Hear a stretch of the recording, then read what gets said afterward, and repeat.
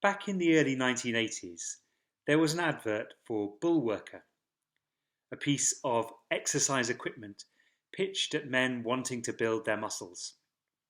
It showed a once skinny man who used to have sand kicked in his face on the beach, now all muscled up and threatened by no one.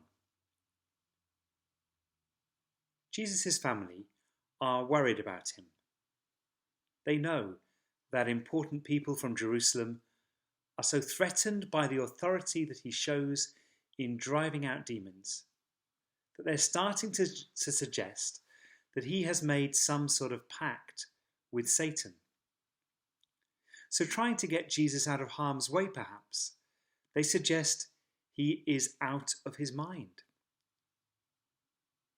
But for a number of commentators, Jesus' parable of the strong man whose house can only be plundered because he has been overpowered and bound is a key text to understanding the whole Gospel of Mark. Jesus again is revealed as the one in whom the power of God is uniquely at work, such that even the demons must flee as he sets people free.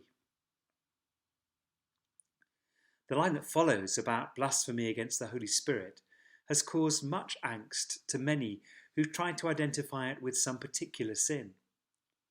But this, I suggest, is to miss the point.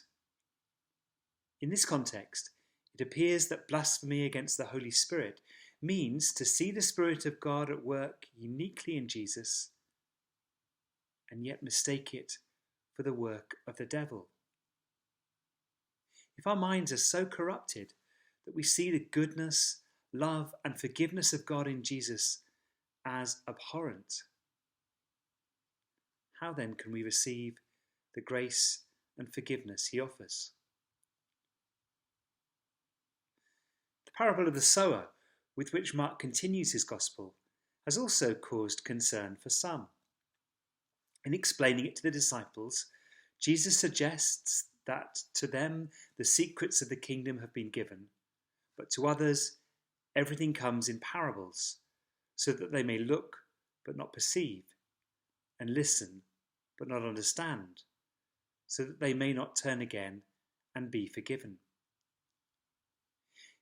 Is Jesus suggesting something like predestination? That some people will never get it, and that's just the way that it is? Or, as others have suggested, is the early church here coming to terms with the fact that the good news that has transformed their lives is being heard by others who ultimately do not act upon it?